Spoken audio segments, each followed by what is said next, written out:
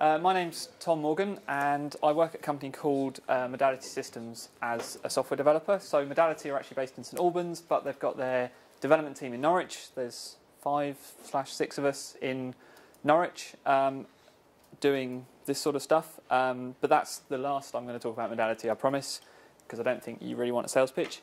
But I've got literally 4 or 5 slides before I jump into code.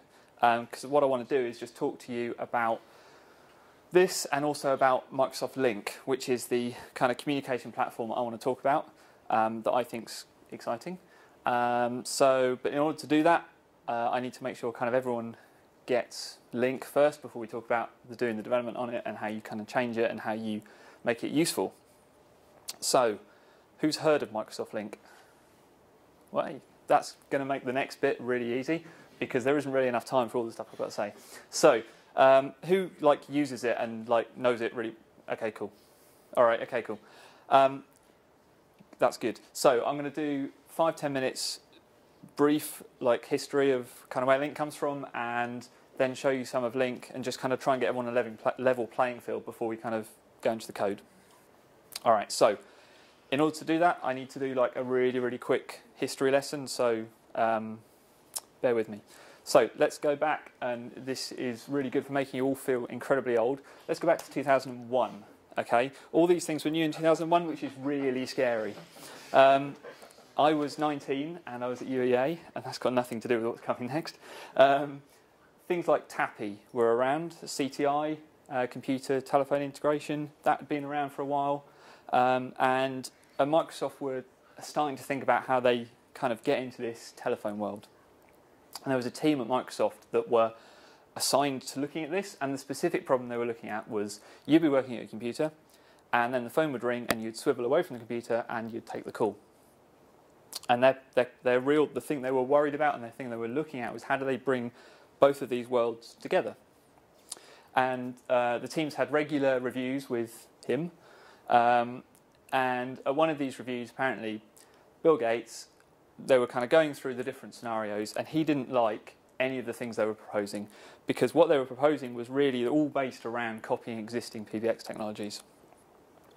And he kept saying, what's our strategy? And he was getting apparently, I wasn't there, more and more, he was getting more worked out and angry, saying, oh, what is our strategy, what is our strategy? And eventually he answered his own question and said, our strategy is software. Apparently someone then asked him, so, okay, what's our strategy 5 years out? More software. His thing is that voice over IP by itself wasn't good enough. It's not a good enough of a solution. The goal is to really take that take communication and make it a feature that you can consume in any type of software. Now, that was back when Windows had a 90% share of the desktop market, and that's not quite the same today, right? And things are very different. But the key goals remain. Microsoft want to make every application a communications endpoint. Now, the reason that's exciting and the reason I'm bringing it all up is because in order for them to meet that goal, it means that developers need to be able to add communications into their software and into all their devices. And in order for that to happen, it drives Microsoft to make good APIs and SDKs that work on this stuff. And that's what's driving some of the stuff they're doing, and that's why it actually works and why they've got a good breadth of tools, which I'm going to show you. And really all this is possible because the reason Microsoft Lync is slightly different is that it's a software-only solution. So if you imagine your PBX, it's kind of hardware first, and then you're going to go from there. Lync is a very kind of software thing. It's based on normal Windows servers. There's no magic hardware particularly until you come to join other networks. And those decisions led to what's called Live Communication Server in 2003, Office Communication Server in 2007, Lync in 2010 and then 2013, and now Skype for Business coming April, May this year. So that's a really quick history. Here are some, if you've never seen Lync before, here are some screenshots. Now, I'm only using screenshots rather than the real thing, just purely for speed, and we'll kind of see why in a minute. So on the left is kind of what it looks like most of the time. It's kind of just like Skype. Yeah. So we used to describe Lync to people as it's like Skype but for business. Yeah, and that's kind of a good mindset to start thinking about what it is and how it works and what you do with it. And actually, that's what they're calling Lync in the next version. It's being renamed Skype for Business. So you've got things like contacts, which makes sense, but they're all based around AD. Now, they've all got presence, which are the kind of green, red, orange little circle things next to them. Now, that's exactly the same as Skype. The reason it's slightly different is that they're kind of intelligent and they update themselves. So, for instance, if I lock my computer, it changes to away. It knows if I'm in a call, it knows if I'm in a meeting, because it knows all about Exchange and Outlook and all that kind of stuff. So you never end up, I never change my presence. It just kind of changes itself. And that's important because it's something you can rely on, and it's something you can rely on when you're writing software. So you can, suddenly you've got this thing, if everyone in your company is using it, you can look at their presence and you can make sensible routing decisions based on their presence, and that's important. So communication is done via a number of different streams. They're called modalities in the Lync world. So within a conversation, you might have like an instant message stream, which is just like instant messaging. You might have an audio call, video call, desktop share, file transfer, whatever. But they all run within this kind of single conversation. And the kind of end goal, the plan, if you like, is that this would replace your desk phone. So you can get kind of standard normal-looking desk phones as well. You can get headsets, whatever. But you can make standard kind of calls with it. Now, you can link it up to PBXs, like outgoing PSTN lines. So you can have incoming and outgoing numbers that look sensible. So I've got a phone number tied to my Lync account. I think it's based in Milton Keynes. It's a Milton Keynes number because that happens to be where the server that joins it to the PSTN line is. But if someone phones that, it'll just ring on my computer. Right, that's not only peer-to-peer, but does conferencing as well. This stuff is very kind of WebEx-y, all the stuff you might imagine you can do in a conference. And you can bring people in from outside.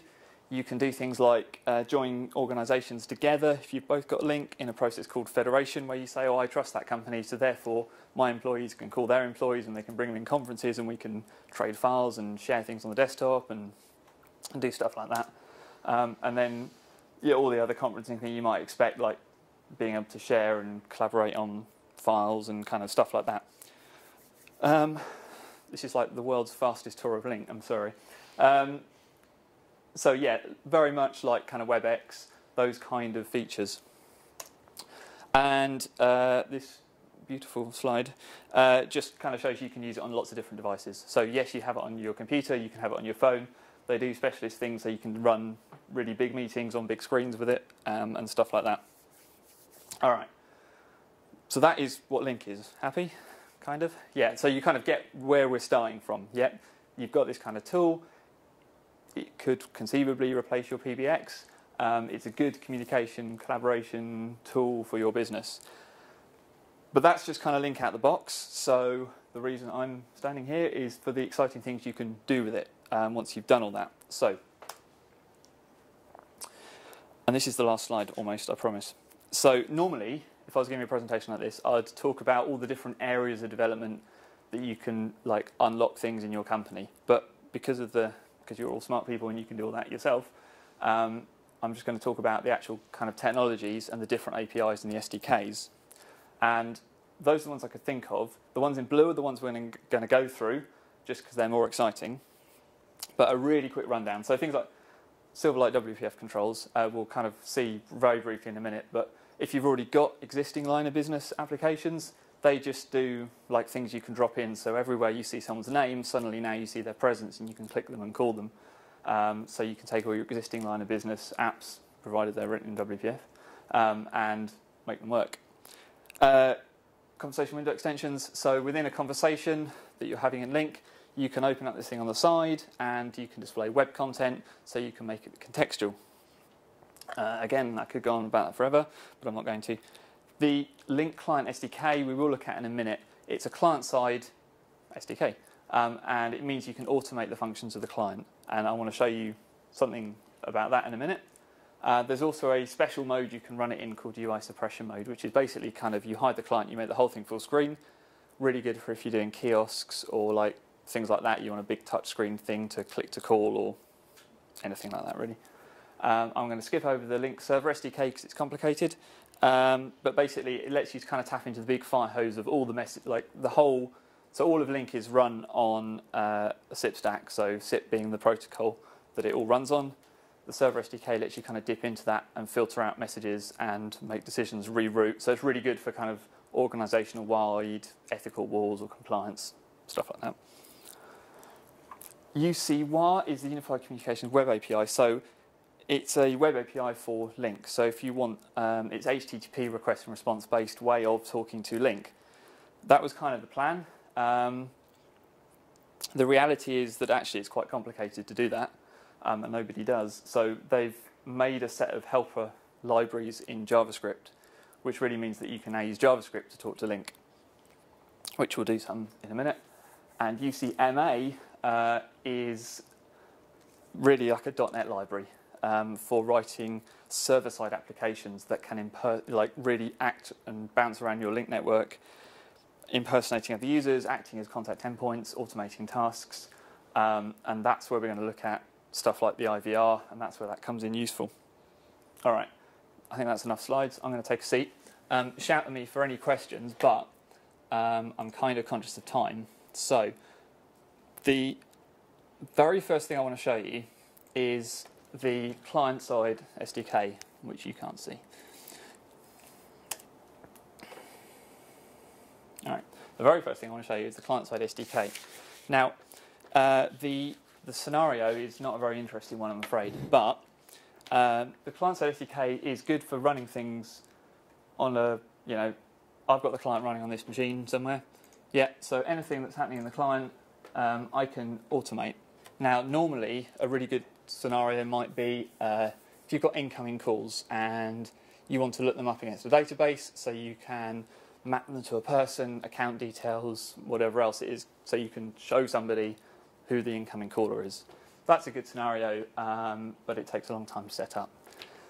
So, an alternative scenario, Lync does this thing when somebody calls in, where if you're listening to music, it will reduce the audio levels of the music whilst you're on the call, which is useful if you're listening to music in your speakers and then you take your call on a headset.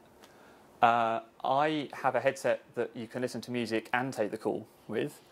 So what actually happens is that it like reduces the volume of the music and then connects the call, and I feel like I'm talking in a movie with like background music. So actually what I want it to do really is pause it, which is not something it does natively, but is easily something we could script and neatly fits into a 5-minute segment to show you here. So if we were going to do that, how would we do it? Well, provided you like WPF, and even if you don't, this is very, very easy to understand. This is a really simple WPF window here, and a view model behind it. Now, in the view model, all I'm doing is getting a handle to the Lync client here. Now, that's just a DLL you drop in, and once you've got that DLL, you've got all sorts of things you can do for like contacts and conversations and things like that. It does require that the Lync client is kind of installed and running on the machine, because really it's just it's a wrapper around it. But it does mean that you can do. You can only have one. Yes, exactly. So, but it means that when you are, say, you are signed in or you are connected or whatever. So what I'm doing is I'm connecting to the Lync client, and I'm not really sure if I'm going to be signed in or not at this point. So I'm just going to watch for state changes. Now, this is something you do a lot of in Lync, is reacting to events, because really you're talking to a server at the end of the day, and things happen slowly and they happen out of time, and they may not even happen at all. So this is something you kind of end up doing a lot. So I'm going to do this first, watch for state changes, and then regardless whether we do it now or whether we do it later, this is, again, you don't need to know Lync, you don't really need to know .NET to kind of follow what's happening here. If I'm signed in, then do this thing down here. This thing down here, client.self.contact.uri, is really, so client.self is me, contact.uri is my unique identifier in the Lync world. It's called a SIP address, it looks just like an email address, so mine is tom.morgan@managersystem.com. And all I'm doing is I'm taking that and I'm just putting it into this property called self-SIP address. The only reason I'm doing that is so that over here on my view, I'm dropping it into this. Now this, if I can make it a little bit bigger, is one of those WPF controls I talked about, which is called controls.presence indicator, and it takes a SIP address as its source.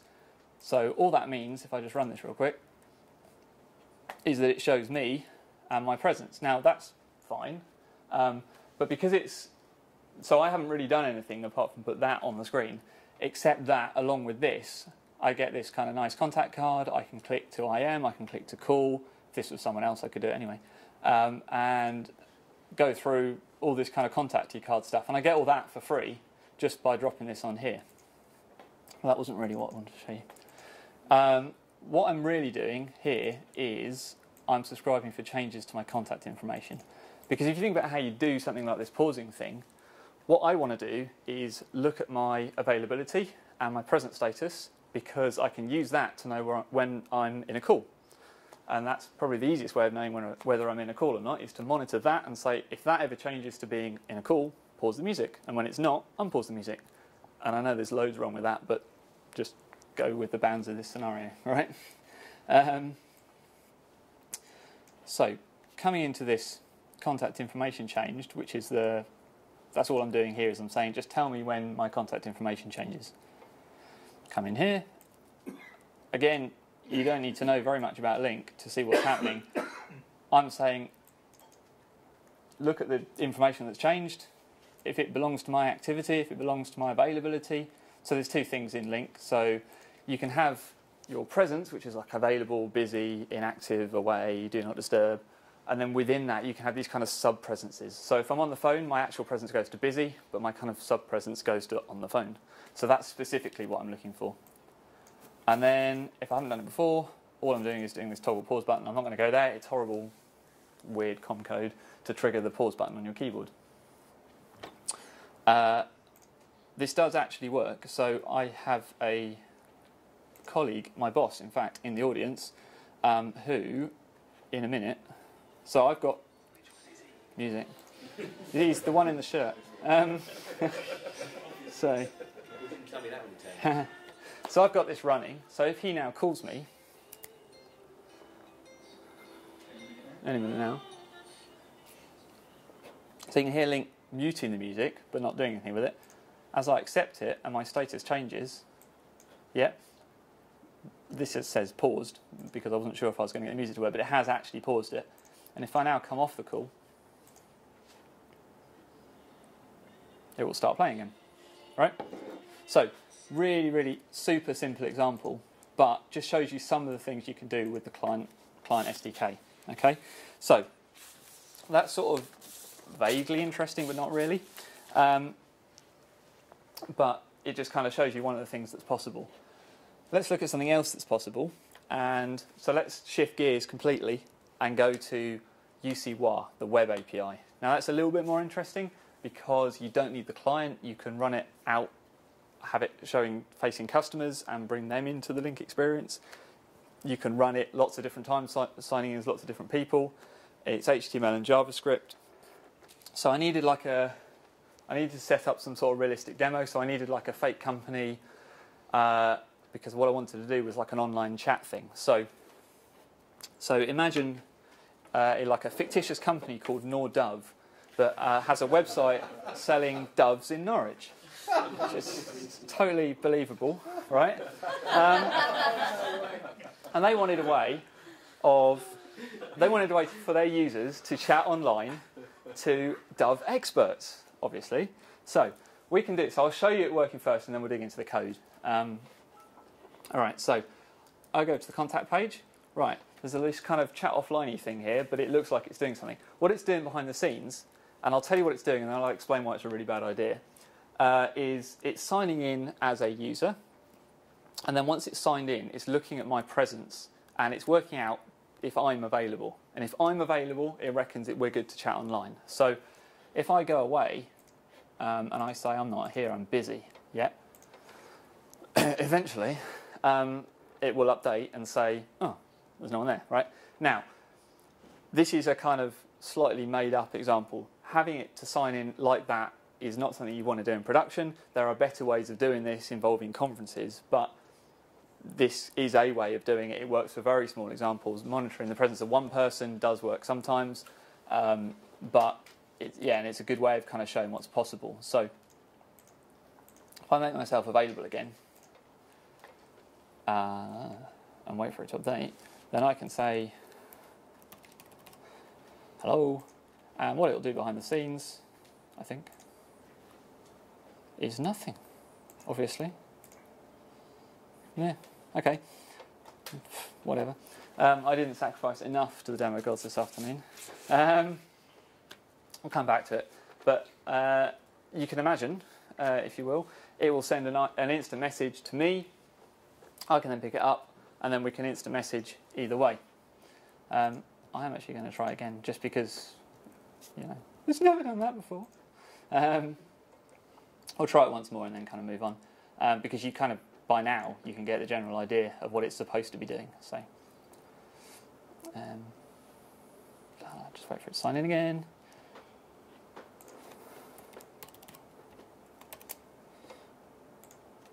Okay, whatever. Yeah, so now it's talking to Lync. You get the idea, two-way conversation. But over on this side, I don't need Lync. So this is all done in HTML and JavaScript. Okay. Now, so I said before, this is all done in HTTP request and response, which is fine. But actually interacting with Lync in that way is a bit messy. So they make a lot of these. So I'm using a bunch of these helper files that they make available here. So you can see how kind of messy it is straight away.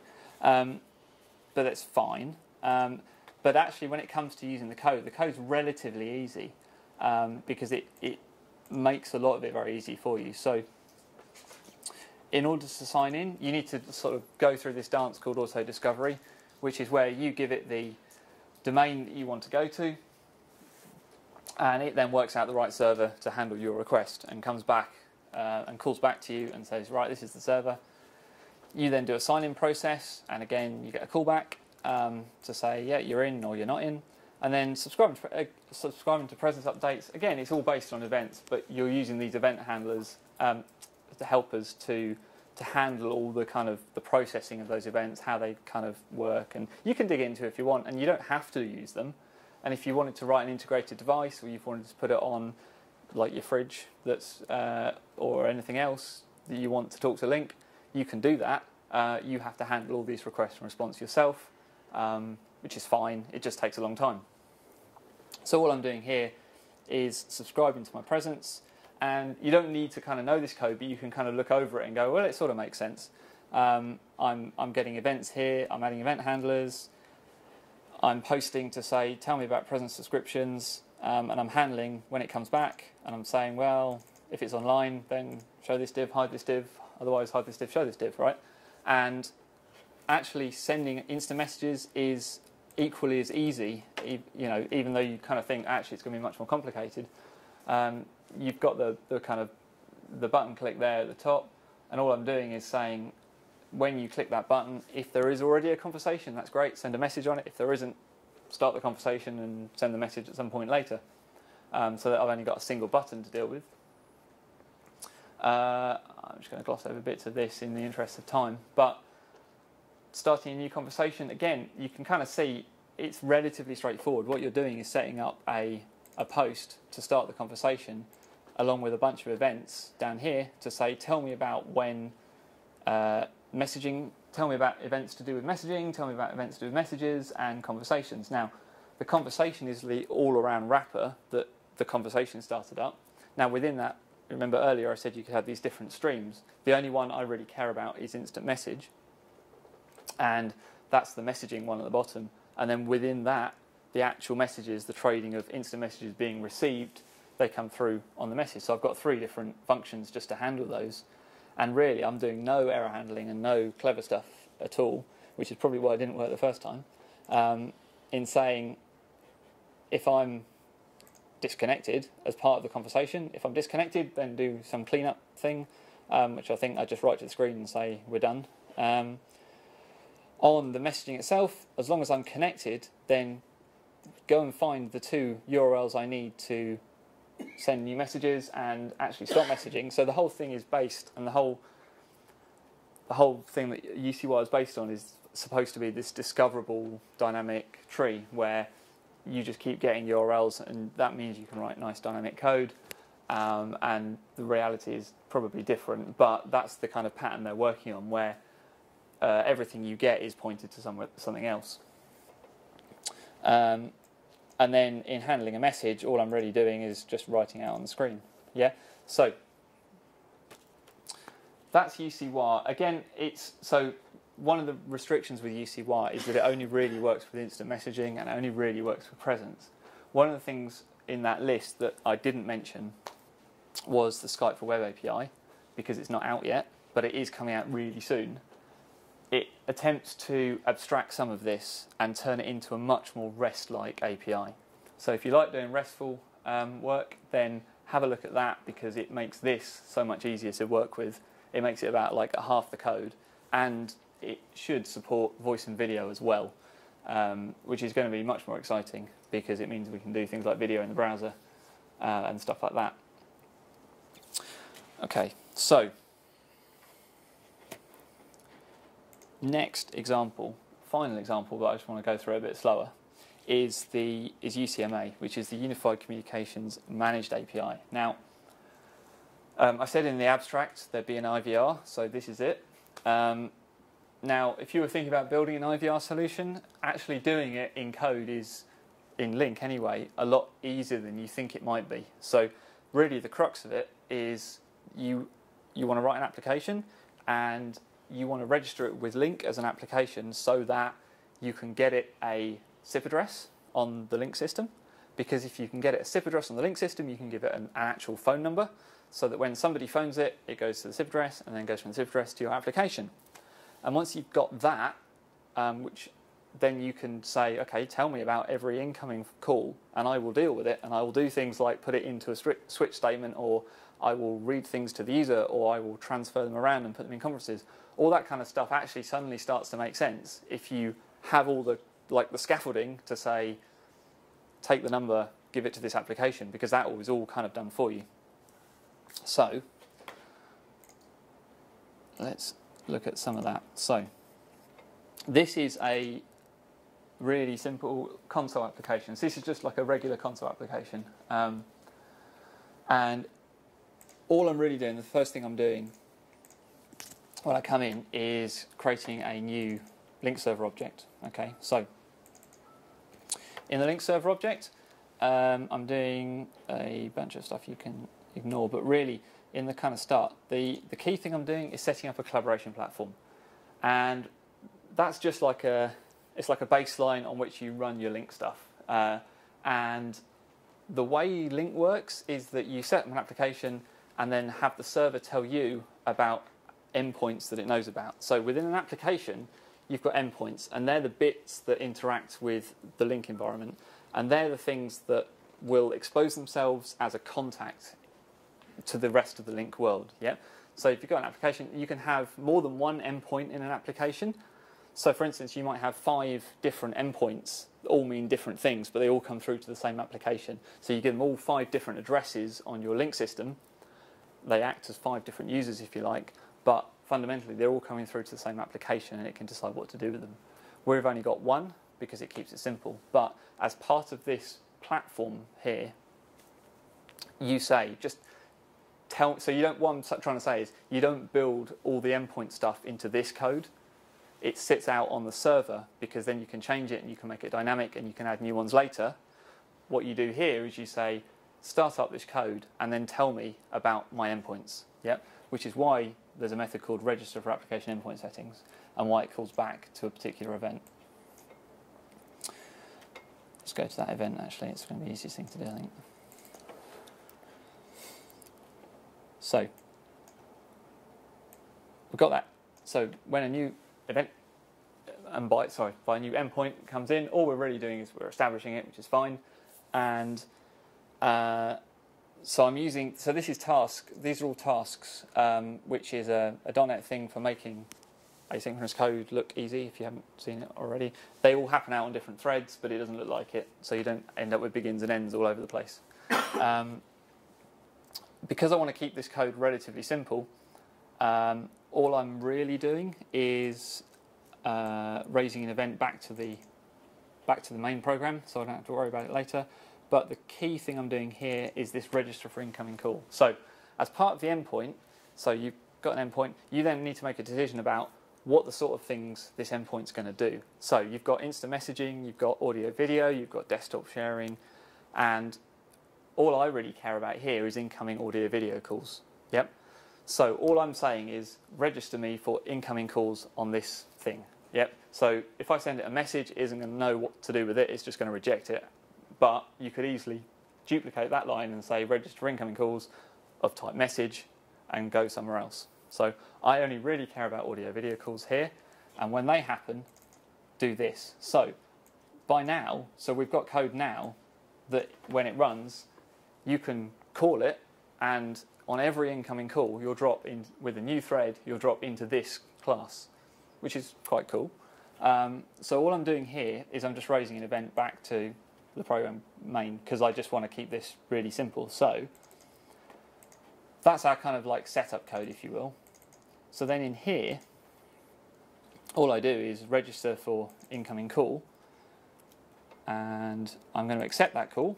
So you've got obviously things you can do like decline and redirect and do all that kind of stuff. Right, so there's a bit of like a dance that goes on here, and the reason for that is that someone's just called me and I may or may not decide to accept it, but let's say I do.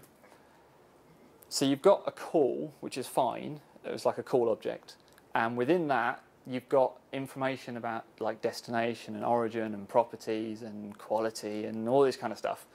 And then you've got the flow, and the flow is the actual call, the actual audio, if you like, of the call. So a good analogy, if you go back to like an instant message call, so you've got an instant message, you've got exactly the same object where you've got all that kind of other stuff, and then the flow within that is the actual messages being traded between people, right? So here, the flow is the only thing I really care about. I don't care about any of the other stuff, right? So I need to wait for that to be set up, and that won't ever get set up until I accept the call, because there's no point, because I might be about to decline it, right? So I'm doing this kind of tell me when the flow is requested, tell me when the state is changed, and when the flow state is active and all the rest of it, then take my flow, because that's the bit I really care about, and then create a new IVR object, which is just a class I've made up, and call start, this terribly named start with welcome. Right? So that's just like the process of answering a call, really, and taking it and dropping it into this class. And all I'm really doing is just segregating the classes out, just to kind of, hopefully, so you can kind of see what's happening here. So, all I'm doing here, so, right, in this, so we've got an accepted call, it's coming in, that's fine. Speech synthesis is a thing that you get with UCMA kind of for free. And it means that you can create a speech synthesizer and attach it to your flow and just have it read stuff. So I do some weird, this is, well, it's just a new speech synthesizer, and I'm just choosing a slightly more English looking voice, and down here I can just say welcome to Nordov, right? So that when I call in, it's going to say welcome to Nordov, right? Now, as part of any good IVR, you want to ask the user some 10 questions and have them pick one. Now, there's two ways of doing that. The simple way is to use DTMF tones, which is the keypad tone when you press. Again, that's really easy here. You create what's called a new tone controller, you attach it to your flow, and then you say, tell me when a tone is received, okay? Which is what we're going to do. The hard way of doing that is voice recognition, but it's not that much harder. It's built into UCMA. You can do it. It just didn't quite fit in the scope of this. Yeah, you can easily say, I'm expecting these words. Tell me which one was said, you thought was said, and with what percentage you thought it was said. So you can do all that, and you can combine the two. So you can say press 1 or do this or whatever. So I've attached some my tone controller for DTMF. I've attached my speech synthesizer. I've said some things. I'm also going to say some more things. And what I'm doing here is I've set up 3 different things you can do. Not because I thought there were sensible things to go into an IVR, but just to give some different examples. So the 3 things. So press 1 to hear the time. So tone controller, tone received. So as soon as a tone is received, we'll drop into here. Now, people expect when you press something on your IVR, like when you make a choice, if you already know what it is, you can press it ahead of time and it will kind of cut out. that's all that speak async cancel always. It's just like stop talking because we know where we're going now. And then this is just a big switch statement based on the tone. So e.tone was the number that you pressed, or the value that you pressed, I think it is. And so all I'm doing, so if you press 1, I'm just going to speak the time. Now, that's fine, like it is what it is. The thing is there, is like you could do anything there. Because this is just .NET code, like that could be like look up my order information or my like delivery date or like whatever else it is, like put in your order number. Like suddenly that's actually quite easy now, because you don't need to know anything about like UCMA or Lync to do any of that. You can just use these constructs and be like, well, I've got this, and like, yeah, put an order number and go and do all the back end like look up ordering stuff that you do already, and just put it back out and send it out back through voice. And that's where some of this becomes really powerful, because suddenly like it makes this part really easy. So actually doing the rest of it is a solved problem already, and joining them together is actually quite easy. So even though all I'm really doing is speaking out the time, actually you could do loads of other stuff there. Now, so that's one thing you can do. I'm going to jump to case 3 for a second, which is playing music. So if you press 3, what it's going to do is just play music at you, which is kind of, I don't think IVRs do that in the real world, I'm not sure. But like, and the way it does that is so I've created a class called continuous music player. So built into UCMA is the ability just to play music at people, because they recognize it as a kind of common thing you want to do. So you can create what's called like a new pointer at the file you want, and it does have to be a WMA file, unfortunately. And you kind of set it up, but basically you then attach it like anything else. All I'm doing here is I'm playing this, but I'm saying as soon as you stop, start it again. Yeah. So by that I'm just looping it basically. This is a singleton class. There's only ever one of them, and then all I'm doing, if I can find it, is attaching the flow. So I'm taking this flow object that's passing through all the time is the incoming call. All I'm doing is I'm taking it and I'm attaching it to the player. The reason that's kind of cool is that everybody who calls in gets attached to the same music flow. So I'm not creating a new class and a new player and opening the file again for every person that calls in. They all get the same one. So this scales really, really well. And that will just kind of loop and carry on and carry on. The other thing I'm doing in here, when the whole thing starts up, what I did was create a conference with nobody in it, just kind of out there, and then anybody who presses 2 will get joined in and transferred into that conference. So what that means is if 2 people dial in and they both press 2, they'll both be dropped in the same conference and they can talk to each other. Again, not something you'd really want to do in an IVR situation, but you can kind of see how that might be like routing to a customer service person or to someone else, or like joining something to something else, and actually all that stuff's really, really easy. Okay, so I've kind of bigged it up. I think it's running. So the funny thing with these is you can't just run them off your laptop. They've got to run like where the rest of the Lync network runs. So I'm pretty sure it's going to work. So I'm going to give it a go, and if it does work, it's tied to a proper like outside phone number, which I'll show you. So if you've got a phone, you can try it as well. I've no idea, like it's running on the Modality network. I've no idea how many concurrent calls we support, but I guess we'll find out. All right, so you should be able to hear this because this speakerphone goes pretty loud, hopefully. Yeah, small technical fire. Like, it'll be fine.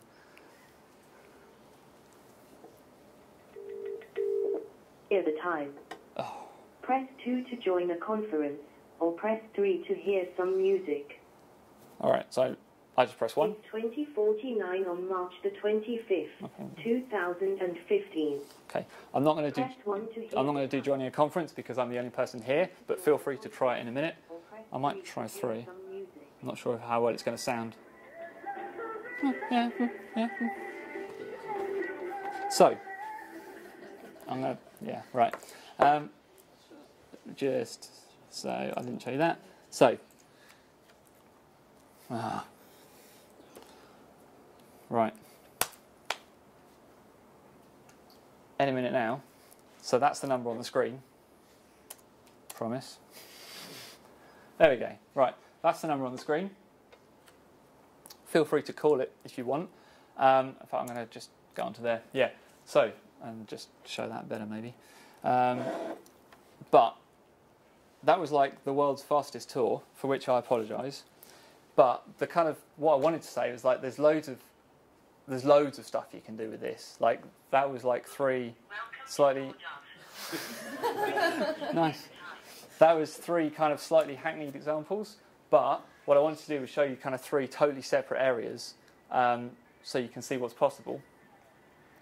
And if you've got Lync, that's great. You should have a look at some of this stuff. If you haven't, that's fine. But at least you know like what you can do, and you know what to look for, and you know what to look for in in your kind of phone solution provider and all that kind of stuff, because you know what is being done elsewhere in the market. So, any questions? Yes, go for it. Where is that code being hosted now? So what happens is you've got Lync running, and then applications, so UCMA applications, they run as just .NET code. So it's running on a UCMA server, like an application server, and that needs to run in roughly the same network as the rest of your Lync network. So for a modality, that means it's running on some servers somewhere in Milton Keynes, I think, right? So that's where that's running, and that's there, and then there's like a join into the PSTN network, which is just SIP trunked like into the PSTN network. So whilst everything else is running on my machine, that isn't. That's just running like I have to upload the code and run it on the server. Normally you'd wrap it into like a Windows service or do it something like that, yeah.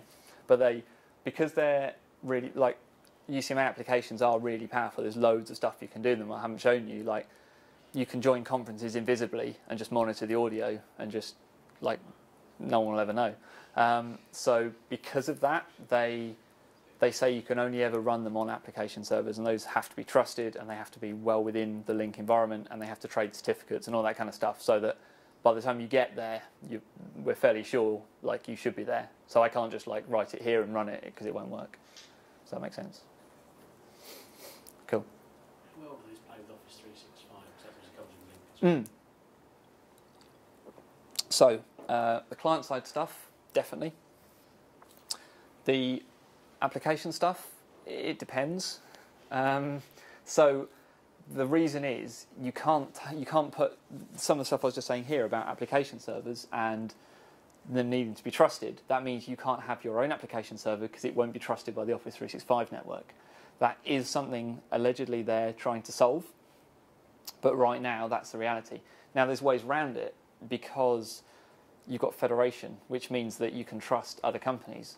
So for instance, like I promised I wouldn't mention Modality, but for these kind of customers, Modality can host applications for you in their environment, and then you connect to them via federation. So there's always ways around it. So yeah.